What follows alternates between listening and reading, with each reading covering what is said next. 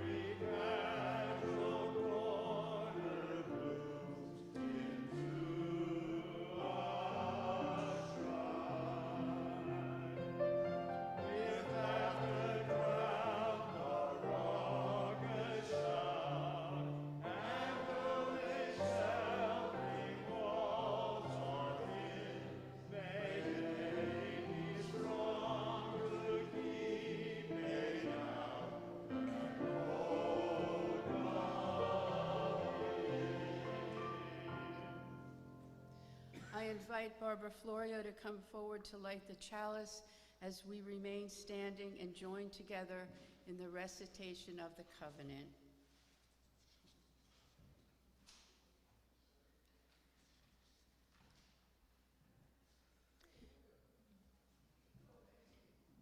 Enriched by our differences and joined together in our search for meaning, we covenant with ourselves and each other to seek truth in a spirit of love, to strive for justice, and to serve others with a joyful heart.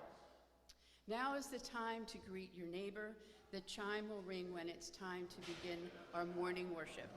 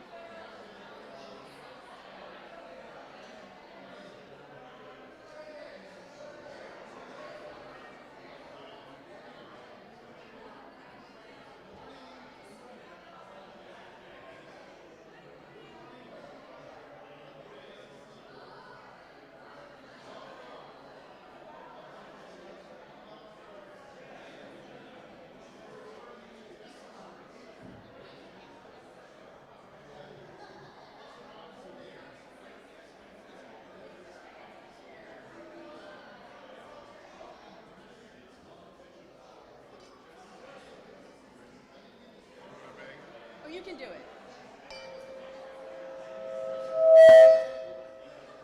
A tad too close.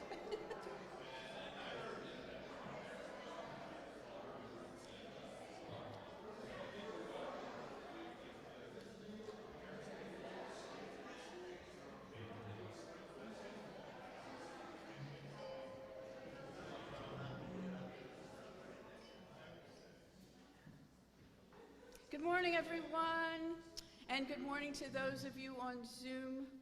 Welcome to the Unitarian Universalist Church of Delaware County. My name is Ruth Hendry, and I'm serving as your worship associate this morning. If you are attending our service for the first time today, we want to extend a special welcome.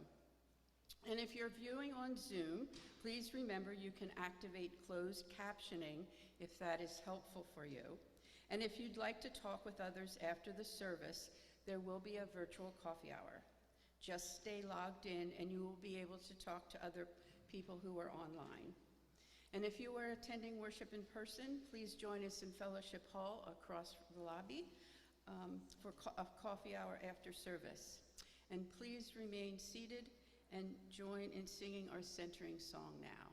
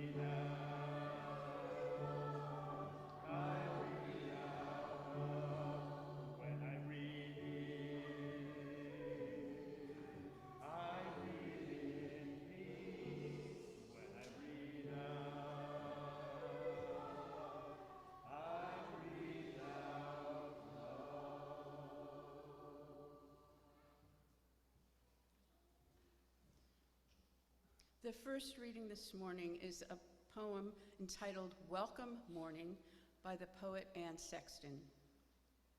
There is joy in all, in the hair I brush each morning, in the cannon towel newly washed that I rub on my body each morning, in the chapel of eggs I cook each morning, in the outcry from the kettle that heats my coffee each morning, in the spoon and the chair that cry, "Hello there, Ruth," each morning, in the Godhead of the table that I set my silver plate cup upon each morning. All this is God, right here in my pea green house each morning. And I mean, though I often forget to give thanks, to faint down by the kitchen table in a prayer of rejoicing as the holy birds at the kitchen window peck into their marriage of seeds. So while I think of it, let me paint a thank you on my palm for this God, this laughter of the morning, lest it go unspoken. The joy that isn't shared, I've heard, dies young.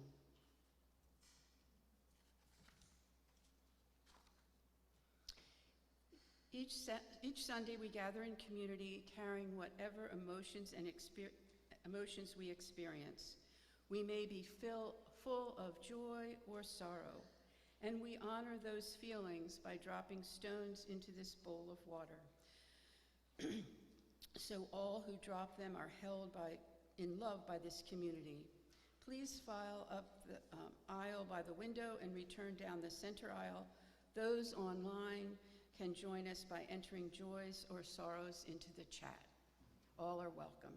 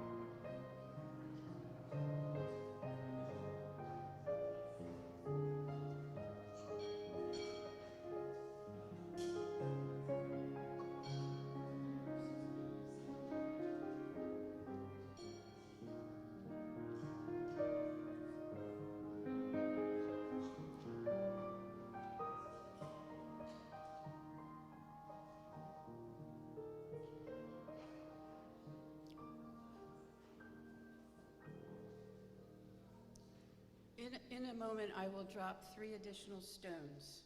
The first stone is for the families of the 173 victims of gun violence in Delaware County, who remembered it over the past 2 weeks and hosted here in the Memorial for the Lost, and to those men and women who died in military service to our country.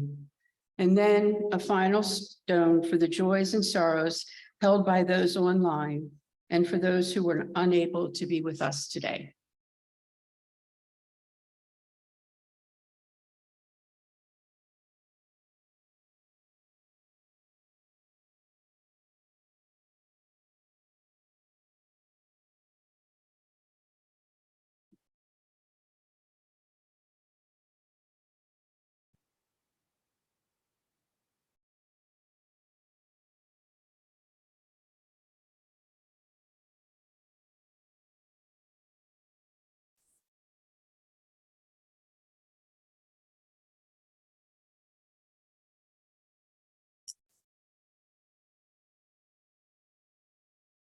The science fiction writer Robert A. Heinlein, in his 1961 book, Stranger in a Strange Land, invites us to imagine that a highly rational and logical Martian named Mike comes to Earth and tries to understand our culture.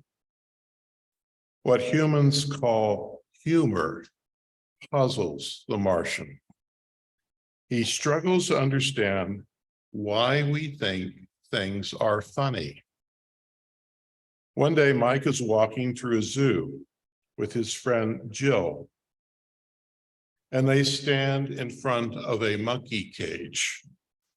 They watch the monkeys eat and sleep, court, nurse, groom, and swarm aimlessly around, while Jill tosses them peanuts.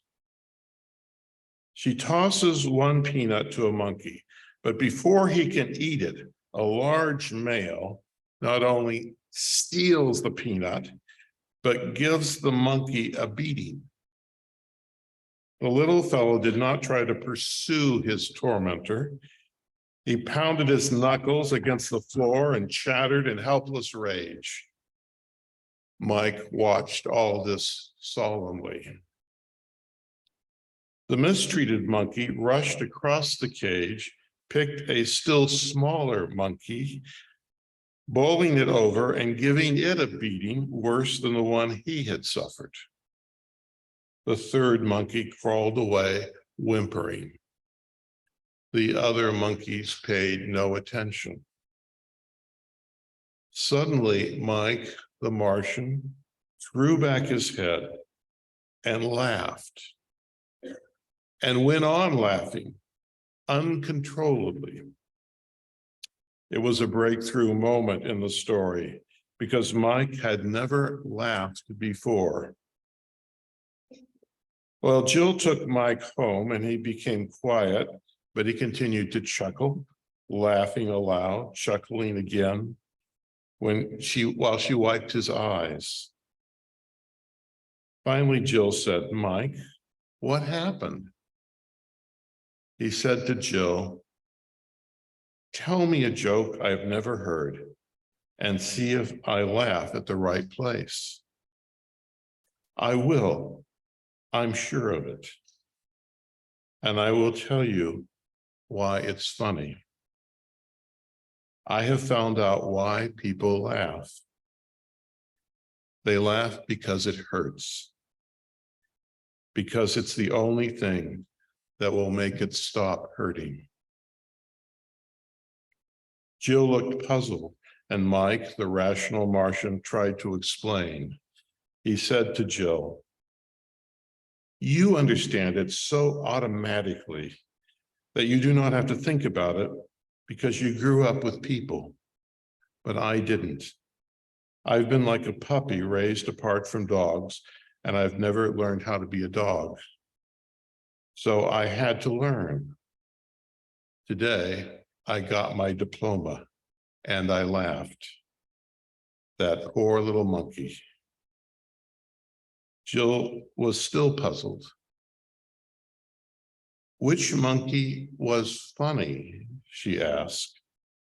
"I thought the big one was just mean, and the one I flipped a peanut to turned out to be just as mean.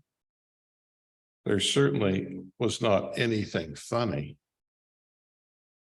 Mike explained. "Of course it was not funny, it was tragic. That's why I had to laugh. I looked at a cage full of monkeys and suddenly I saw all the mean and cruel and utterly unexplainable things I have seen and heard and read about in the time I have been here on earth. And suddenly it hurt so much, I found myself laughing." "But," Jill protested, "laughing is what you do when something is nice, not when it's horrid." Mike responded, "Find me something that makes you laugh, a joke, anything, but something that gives you a belly laugh, not a smile. Then we'll see if there isn't a wrongness somewhere and whether you would laugh if the wrongness wasn't there." "I had thought," Mike said, "that a funny thing is a thing of goodness, but it's not. The goodness is in the laughing. I understand it's bravery and sharing against pain and sorrow and defeat. Death, for example." Jill again protested. "Death is not funny." "Then why are there so many jokes about death?" "Jill, with humans, death is so sad that we must laugh at it. All those religions contradict each other on every other point, but each religion is filled with ways to help people be brave enough to laugh. Let's sing Spirit of Life."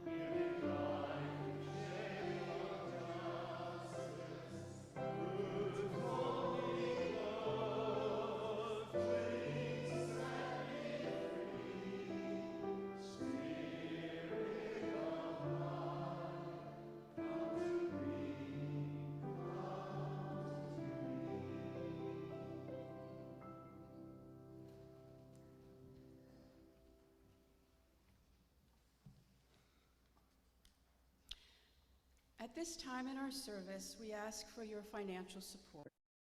Your support, the free and generous support of each member and friend of this community, is what fuels this community and its mission. Without your support, the flame of justice, community, and love cannot burn brightly and be a beacon into the world. You can text your donation to the number provided on the screen, and also there are boxes behind the sanctuary where you can put in checks and cash. We are grateful for your generosity, and the telephone number is 610-756-8883, and it's found in your order of service as well.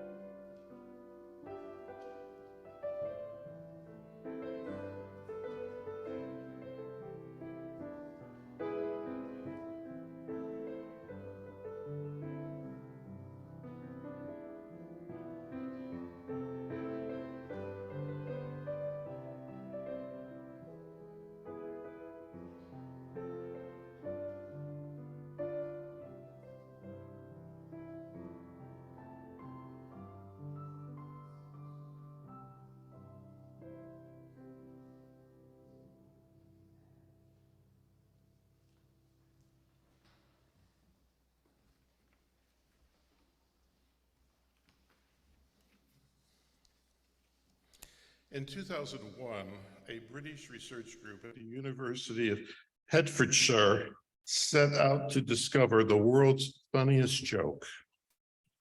Now, more than 300,000 people from around the world visited an internet website called Laugh Lab, where they submitted 40,000 jokes and they rated other people's submissions. Now, they were able to ask people to identify whether they were adults or children and see, for example, what children rated as the world's funniest joke. And there were a couple that came out that I remember. One is a teacher is standing before a classroom and she says to her students, "Everyone in this class who thinks they're stupid, stand up." There's a long pause and finally Johnny stands up. And the teacher looks at Johnny and says, "Johnny, you think you're stupid?" And he says, "Well, no, but you were standing there all by yourself."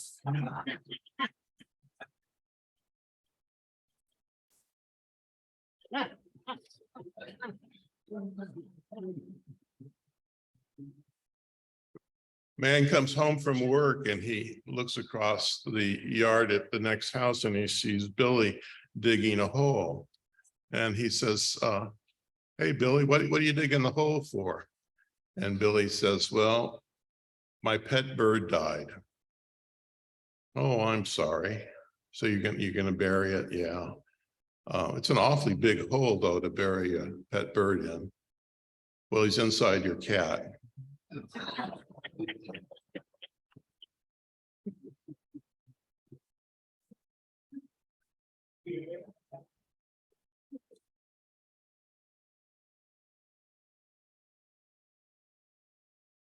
Today is the day before Memorial Day. It is a time to visit cemeteries and put flowers or a flag on a tombstone of a relative or a friend. And indeed, if I lived in Lexington, North Carolina, I would visit the grave of Woolridge Fritz, my great grandfather, who fought in the American Revolution and was one of 2 farmer soldiers murdered in 1781 by a band of British sympathizers. His epitaph in a church courtyard in Lexington, North Carolina reads, "Erected to the memory of 2 courageous patriots of the Revolution." Over the years, I've visited gravesides. I've officiated at graveside services in many places, in Idaho and Arizona, in Kentucky, in Massachusetts, in Illinois and Maryland, in Florida, and also at Arlington National Cemetery in Virginia.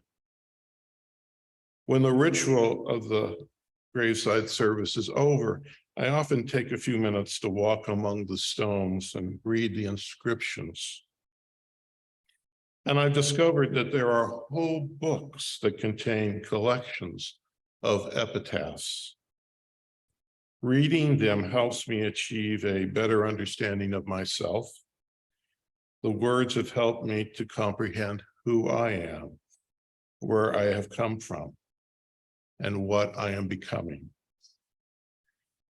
And some of these epitaphs remind me to keep my sense of humor. Even the most sacred and tragic experiences can be objects of humor. Some are poetry with subtle humor, a quiet laugh.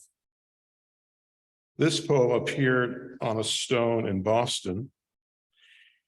Here I lie, bereft of breath, because a cough carried me off.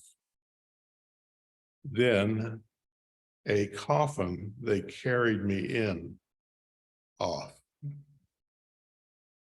These are subtle poems. In New York, this is on a tombstone. Underneath this pile of stones lies all that's left of Sally Jones. Her name was Lord. It was not Jones, but Jones was used to rhyme with stones.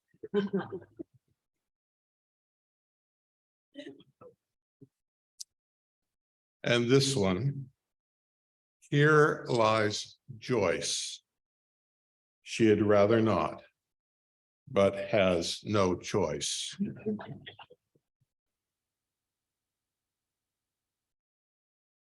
Now, the best definition of humor I've ever found is in the Encyclopedia Britannica.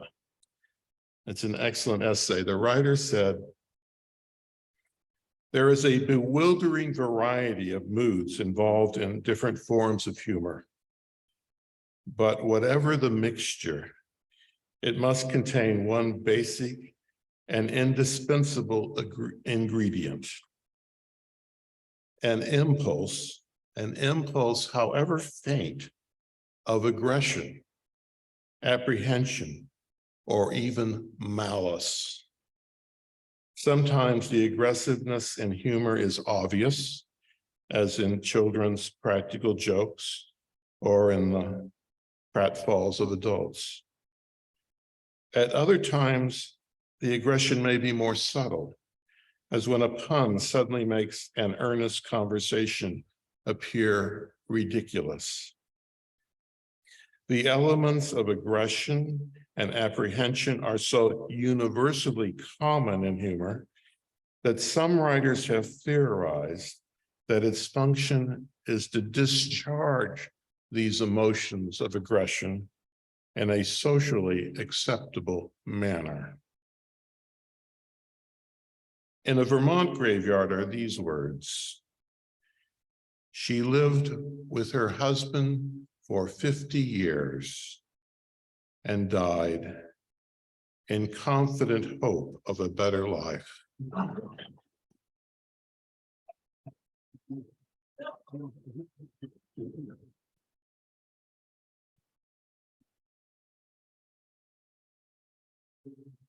And another reads, beneath this stone my wife doth lie. Now she's at rest, and so am I.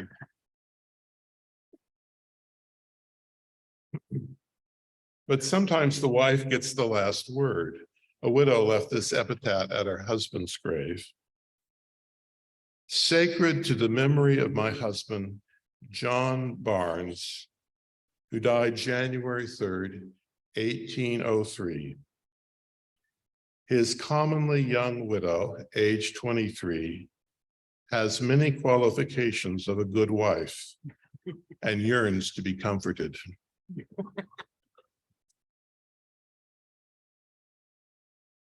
Another good definition of humor is by Charlie Chaplin. He wrote, "The theme of life is conflict and pain. Humor is the subtle discrepancy we discern in what appears to be normal behavior. Through humor, we see in what seems rational, the irrational. In what seems important, the unimportant.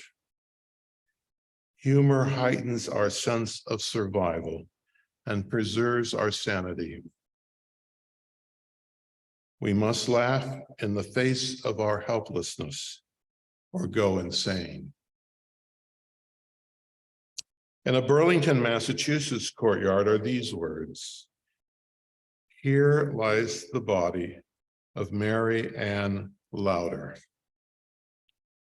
She burst while drinking a Sidlitz powder,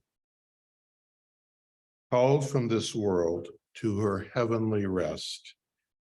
She should have waited till it effervesced."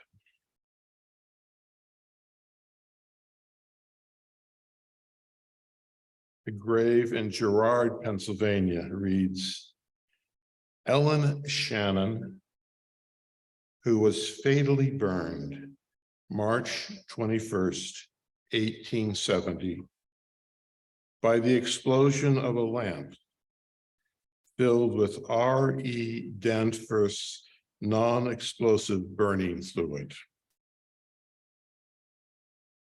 Or in Oxford, New Hampshire, "To all my friends I bid adieu. A more sudden death you never knew.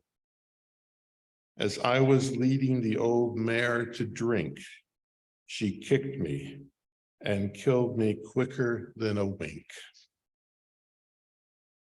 Or a Uniontown, Pennsylvania cemetery, "Here lies the body of Jonathan Blake. He stepped on the gas instead of the brake."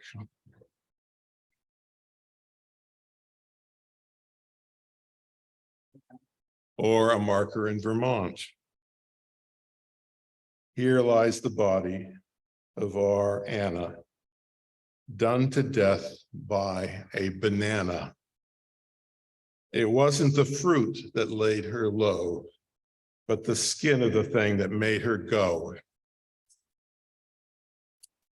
Some famous people have a sense of humor when it comes to their epitaph. Ernest Hemingway said, "Pardon me for not getting up." George Bernard Shaw, "I knew if I stayed around long enough, something like this would happen." On Frank Sinatra's grave are carved the words of the song, "The best is yet to come." Mel Blanc was the TV voice of the cartoon character Porky Pig. On his tombstone are the words, "That's all, folks." The Chicago writer Studs Terkel chose as his epitaph, "Curiosity did not kill this cat." The stone over the body of TV personality Merv Griffin says, "I will not be right back after this message."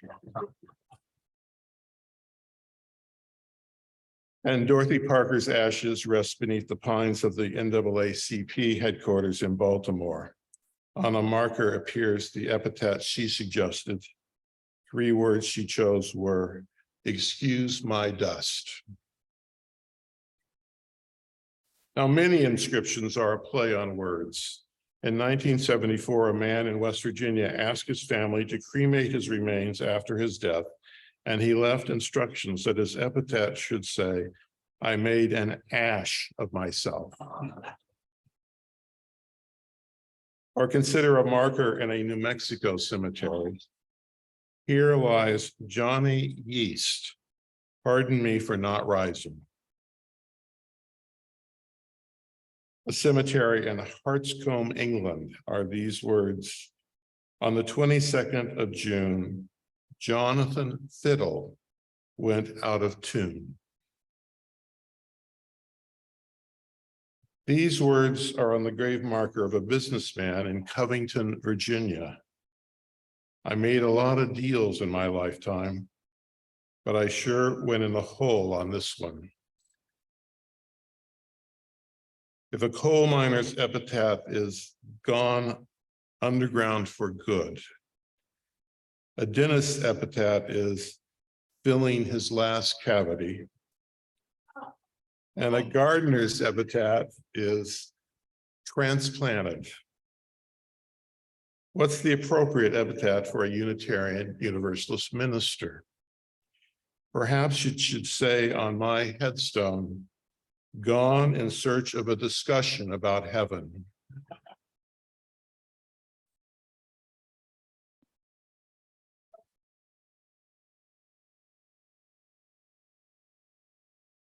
Whatever we decide on for the words that sum up our life, we should be careful to have it proofread before the stone carving begins. If we do not, we could end up with an epitaph like the one created by the Scottish friends of a man named John McFarlane. Erected to the memory of John McFarlane, drowned in the water of Leith by a few affectionate friends. The popularity of the epitaph, of course, is faded during the 20th century. Gravestone carving costs have increased. A charge per letter has become common, making the cost of long inscriptions prohibited for many. These reasons and others have resulted in a decrease in the number of epitaphs. And today, many of us request that our ashes be scattered in the ocean. One woman left instructions that these words be said on the boat as her ashes were scattered. Over the side, without a long speech, hope she goes out and not up on the beach. Of course, some churchyards still have cemeteries, even some older Unitarian Universalist churchyards. The story is told of a Unitarian Universalist minister who tossed and turned all night. He was unable to sleep. He felt like God was trying to tell him something. He served an old wooden New England church with a cemetery on the church grounds. When he got up that morning, it was clear and it was bright. However, the small wooden chapel, the small church amidst the tombstones, looked very shabby. He realized God had been trying to tell him that the church needed a new coat of paint. With the resolve of that message, he rummaged through the church basement, but he could only find one can of white exterior water-based paint. He thought, if I thin the heck out of it, I could stretch it to cover the whole church. It's not a very big church. So he went to work. He painted through lunch and finished just as the sun was setting. The last drop of paint covered the last part of the wall. When he was done, he climbed down from the ladder and he looked at his work. He was very pleased. Suddenly, a small, dark thundercloud appeared out of the cloudless sky and settled over the church. It sent down a torrent of rain that soaked him and washed all the new paint off the church walls. All his work was washed away. The minister looked up incredulously at the cloud, from which came a booming voice that said, "Repaint and thin no more."